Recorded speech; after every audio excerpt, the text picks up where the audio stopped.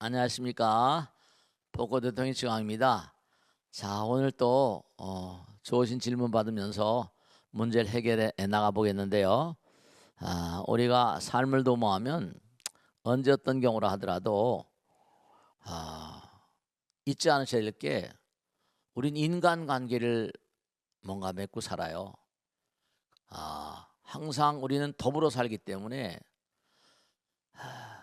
내가 마음이 아름다우면 남들에게도 좋은 영향력을 행사하잖아요. 그죠? 내가 공부하지 않고 게으르고 나타하면 남들에게도, 경에도 나오지, 약사경 같은 데 화엄경에 나오지만, 내 마음이 탁하면 남들에게 뭔가 고통을 줘요. 내 마음이 아름다우면 남들에게도 즐거움을 주거든요.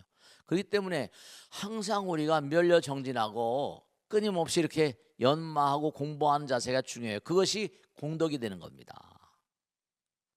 그래서 여러분이 중요한 건, 부처님은 허공이잖아요. 부처님 텅 비어 있는 존재죠. 그러면 부처님과 나 사이에는 간격이 없어요. 인간이 아니라 부처님과 나 사이는 하나거든요. 기도하는 마음을 자꾸만 뭔가 이렇게 펼쳐나가고, 베푸는 마음을 잠깐 펼쳐나가면 장벽이 허물어져요. 그런 걸 업장소멸이라고 그러거든요. 그렇기 때문에 아주 중요한 게, 우리가 질문 받고 해결하는 이런 내용 같은 건 뭐냐면, 언제 어떤 곳이라더라도 장벽을 없애는 마음, 그런 마음들이 여러분의 삶에 크나큰 공덕이 되실 것이고 지혜를 쌓는 데 큰 도움이 될 것이다, 이런 생각을 해봅니다. 자, 누가 질문하실까? 질문해 보세요. 선생님 안녕하세요. 저 안녕하세요. 이수정기입니다. 네, 안녕하세요. 네, 우리나라 사람들이 세종대왕을 존경한다면 인도 사람들은 아소카 대왕을 존경한다고 들었습니다. 네, 인도인의 사랑과 존경을 받는 아소카 대왕은 어떤 인물인지 청합니다. 스님 감사합니다. 네, 좋은 질문이세요. 네, 인도 사람들이 가장 존경하고 숭배에 맞지 않는 그런 왕이 아쇼카 대왕이에요. BC 한 3세기, BC 3세기 보니까 한 2300년 정도, 그 정도 분이세요.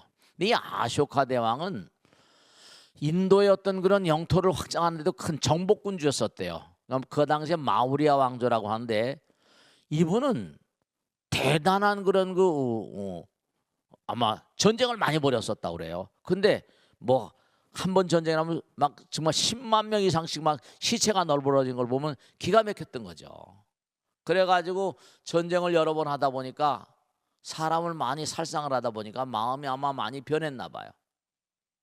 그래서 부처님과 인연이 돼가지고 부처님 말씀을 통해서 많이 깨달은 거죠. 그래서 이제 이분이 하신 여러 가지 아주 훌륭한 그런 성업들이 많이 계신데, 이 아쇼카 대왕은 우리가 알다시피 그러잖아요.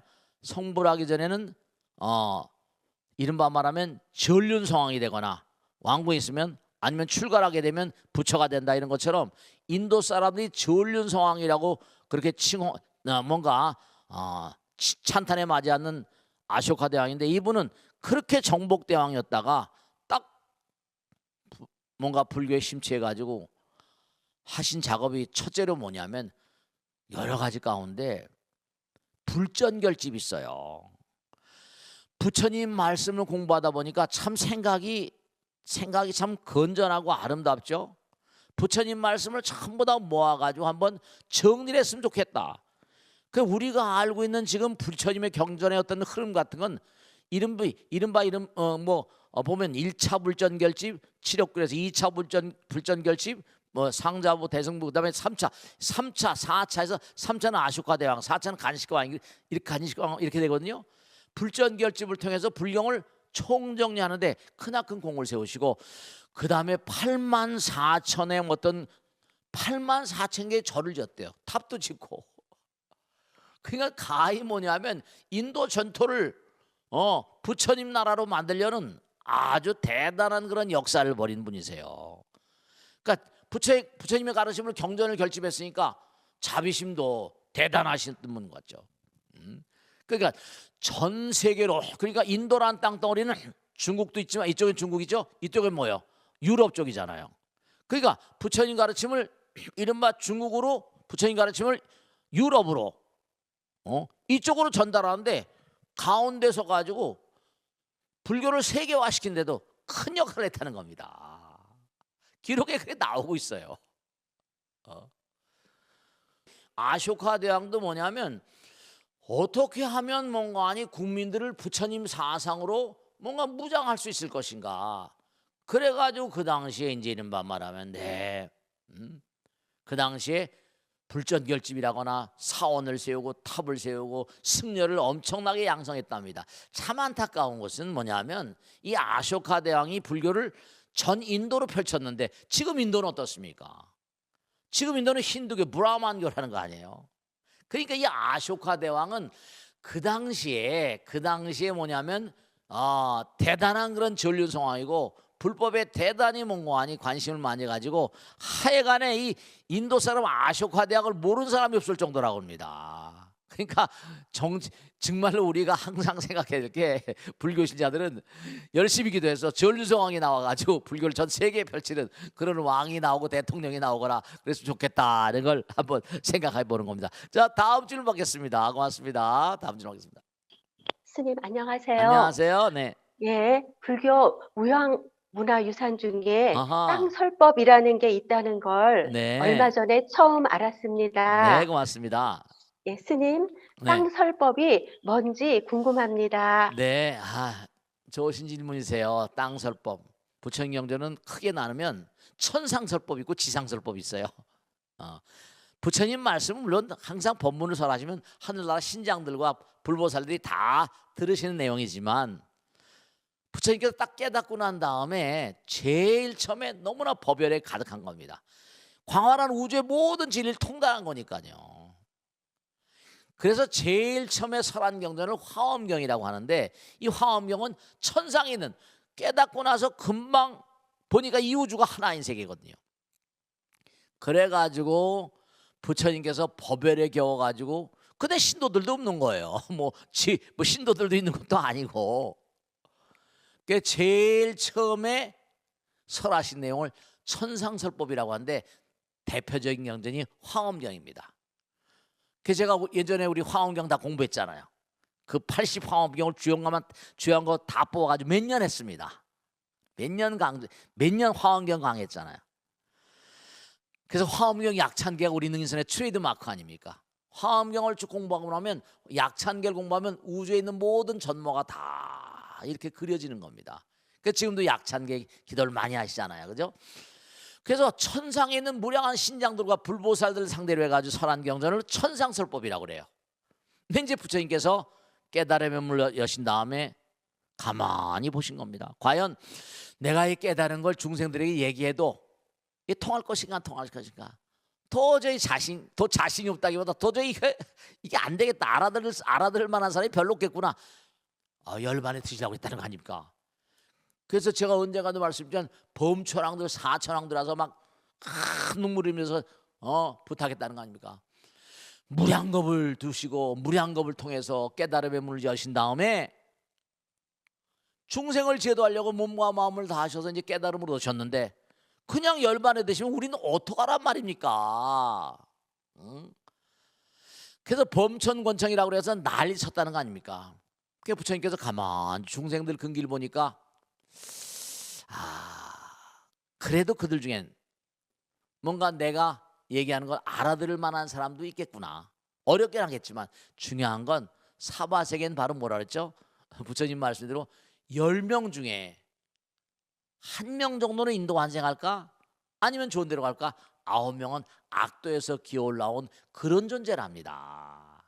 그러니까 부처님께서 딱 보니까 너무나 어려운 거예요. 그렇지만 범천권청 있고 난 다음에 그래도 내가 얘기하면 알아들을 만한 사람이 있기도 있겠구나. 그래가지고 법문을 설하기 시작하셨대요. 그래서 그 당시에 설한 설법은 지상설법이라고 합니다. 그 지상은 땅이잖아요. 땅설법이와 그런 얘기입니다. 근데 이 땅설법이 왜 요즘에 각광을 받고 왜 요즘에 얘기가 되는 거 아니? 이게 그 당시에 참 묘한 게 서양 하면 오페라라는 거 오페라면 왜 막 하고 하면 그다음에 또 음악도 연주하고 막 하잖아요. 이른바 말하면 참 놀라운 게 이 땅설법을 하는 이 내용이 너무 기가 막힌 게 서양의 오페라 비슷해요. 그러니까 스님네들이 어떻게 하면 중생들에게 부처님 법문을 슬기롭게 전달할 수 있을까 고생을 많이 하신 거예요.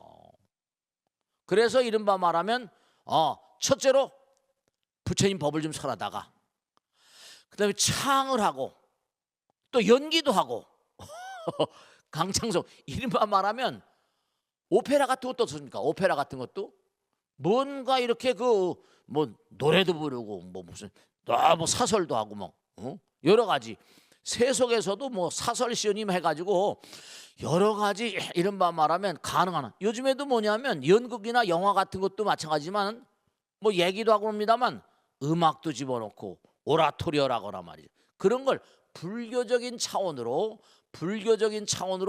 뭔가 이렇게 끌어들인 거예요. 그래서 이른바 땅설법이라는 게 거기서 나오는데 이게 어떻게 우리 어느 절에서 어느 스님이 이걸 하고 있다는 거 아닙니까?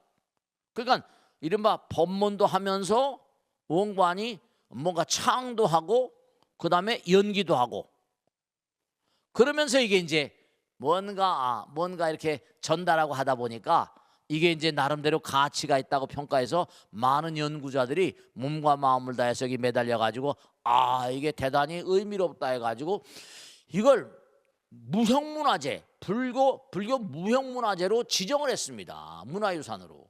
이게 아마 얼마 안 된 걸로 알고 있어요. 이게 땅설법이라는 게 그래서 이건 뭐냐면 부처님의 일대기 서가모니 부처님의 일대기를 쫙 법문으로 하면서 또 노래도 하고 또 뭐 연불도 하고 연기도 하고 뭐 이런 식으로 해가지고 법문과 노래와 노래와 또 연불도 하면서 그 다음에 또 연기도 하고 뭐 이런 걸 집어넣어가지고 하다 보니까 독특한 거죠. 그래서 이게 요즘에 상당히 많이 회자되고 있는 그런 내용입니다. 부처님의 일대기라거나 목련존자의 일대기라거나 무슨 뭐 선제동자 화엄경에 나온 선제동자의 구법행각 53선지를 찾아다니는 구법행각이라거나 이런 등등의 모든 그런 내용들을 우리가 알고 있는 그런 내용들을 이른바 땅설법 지상설법식으로 해가지고 뭔가 그런 극화시킨 거예요. 그 재미날 수밖에요. 그래서 이게 무형문화재가 돼가지고 요즘에 많이 얘기가 되고 있는 겁니다. 그러니까 뭐냐면 아까 말씀드린 대로 연극도 들어가고 무용도 들어가고 음악도 들어가고 그러니까 그게 뭔가 나름대로 많은 사람들에게 어필할 수 있는 그러니까 법당 마당에서 그걸 하는 거예요. 근데 이게 이제 무형문화재가 되면서 들어가니 지금까지는 하고 있던 스님이 얼마 안 된다는 거예요.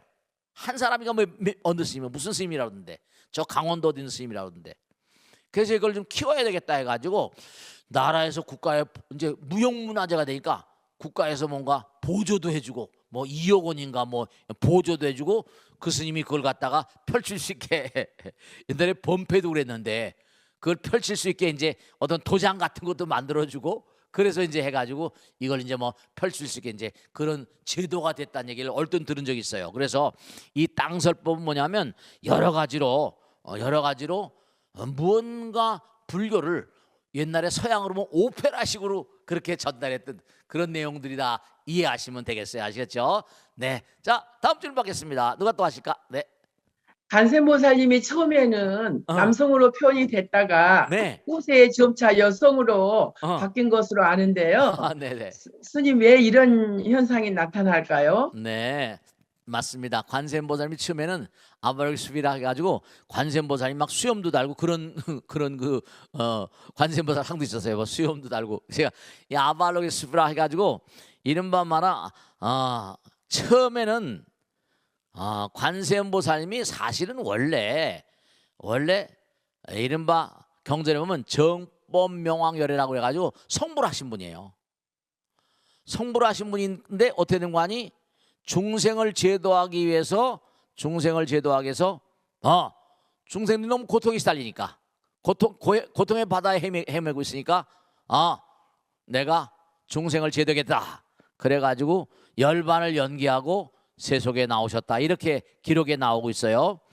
근데 이른바 말하면 관세음보살 신앙이 우리나라에 들어온 거는 한 1세기, 2세기, 한 2000년 전 뭐 그렇게 다른 신앙하고는 좀 차원이 다르게 좀 늦게 들어왔어요.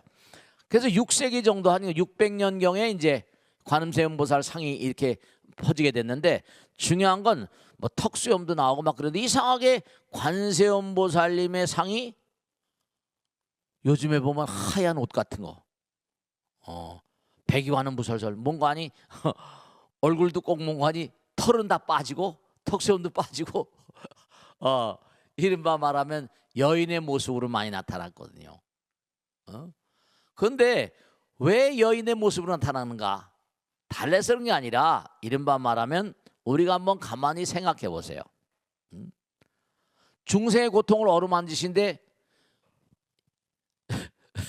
털이 막 북죽북죽 나오고 막 무서운 그런 모습으로 나타나는 것보다 어머니의 자애로운 모습으로 이게 여러 가지 이유가 있는데, 서양에서도 뭔고하니 아마 제가 볼 때는 이게 점점 변해간 게, 서양에서도 성모 마리아 아시겠죠? 성모 마리아 이런 관세음보살을 뭔고하니 이른바 관세음보살을 여자적인 이른바 어머니 어머니 대비관세음보살, 이래 대자대비한 어떤 그런 그 관세음보살님의 어떤 그런 의지를 가지고 뭐 생각해 본다면, 대체로 보면 중생들은 고통이 있을 때 뭐죠? 아버지보다 누굴 생각한다? 아버지도 훌륭하지만 어머니의 뭐라 따사로움 같은 걸 생각하잖아요. 어머니의 따사로움. 그 관세음보살님을 후대 점점 오면서 아마 예측하기 뭐 그렇게 생각이 쉽지 않겠지만, 서양에서의 어떤 그런 영향, 왜냐하면 점점 오면서 기독교가 전 세계적으로 퍼졌잖아요. 중국에도 많이 퍼지고, 그러니까 대성자모. 그래가지고 우리가 보면 여기는 뭐라 구룡산 그러죠? 저쪽엔 대모산이야. 대모는 뭐라? 대체로 대모는 대성자모 관세음보살이라. 그리고 성모 마리아 대성자모. 그러니까 이게 어머니의 어떤 그런 그 모습을 뭔가 표현하다 보니까 점점 여성화된 거예요. 그 이런 것도 있잖아요. 남자들이 대체로 보면 남성 호르몬이 나오지만, 남자들도 점점 가면 어떻게 변한다고? 남자들 점점 여성 호르몬이 나와서 여성화된다고 그러잖아요. 그러니까 관세음보살님이 처음에는 털도 나오고 막 콧수염도 나오고 막 이런 형상이다가, 세월이 점점 가면서 그런 모습이 좀 뭔가니 대성자모, 자애로운 어머니의 그런 모습으로는 좀 뭔가 좀 이게 매칭이 안 되지 않냐. 아마 왜냐하면 우리도 뭐냐면 불모라고 그래가지고 부처님의 부처님의 모양을 불모 조각하는 분이 계시잖아요. 그러니까 어머니라고 하는 인상을 자꾸만 생각하다 보니까 점점 이게 관세음보살님의 형상이 바뀐 것 같아요. 그래서 관세음보살님 지금도 뭐냐면 대성자모 관세음보살 대모산. 그리고 옛날에 어떤 그런 그 도낭의 석굴이라거나 혹은 또 옛날에 그 어떤 그런 그 불상들하고 지금 불상들 보면, 옛날 불상들보다 요즘에 뭔가 불모들이 만드는 불상들이 대체로 대체로 온화합니다. 옛날에 살기가 대단히 어려웠던 그런 상황이고 좀 무섭고 두려운 그런 모습이 많이 나타나는데, 요즘엔 대단히 상들이 부드럽고 온화하고 그런 모양들로 많이 바뀐 게 아닌가, 그런 생각이 들더라고요. 자, 그러면 오늘은 또 이렇게 여러 가지 좋은 질문을 받아서 좋은 그런 그 말씀을 나누는 시간이었었어요. 항상 제가 말씀했죠. 언젠가도 말씀했죠. 우리는 잘 사는 거, 공부를 많이 하는 거, 또 뭐 지식이 충만하고 뭐 여러 가지로 내가 풍요로운 걸 원하는데 잊지 마셔야 돼요. 이렇게 공부를 열심히 하는 것도 우린 공부를 남주게 사는 공부다. 이렇게 부처님 말씀 들으셨으면요, 한마디라도 옆에 사람에게 전하세요.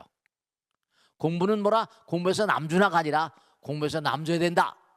그리고 내가 풍요로워지면 내가 베풀어야 된다. 풍요롭지 않아도 베풀어야 되지만, 그리고 항상 내가 아무리 어려운 상황이 있다더라도 우리 인간관계 공덕을 짓는 건 항상 남이 나의 공덕을 짓게 만드는 가장 중요한 어떤 그런 상대방입니다. 우리가 지혜와 복도 구족하신 부처님, 이것도 뭐냐면 하나가 돼야 되는 거니까 이렇게 공부한 거를 주변 사람에게 전달하고 내가 그걸 익혀가지고 많은 사람들에게 의미로운 그런 삶을 살아가시게 되면 그것이 큰 공덕이 되고 부처님께 다 기억하실 것이다 하는 걸 꼭 말씀드립니다. 이 우주는 공것이 없어요. 살아있는 모든 사람들이 깨치는 것, 우리가 일하면 월급을 받고 하잖아요. 근데 부처님 나라의 일을 열심히 하면 부처님께서 월급을 주십니다. 잊지 마시고 열심히 정진하시기 바랍니다. 오늘 여기서 모두 드리겠습니다. 대단히 감사합니다. 고맙습니다. 다음 주에 뵙겠습니다.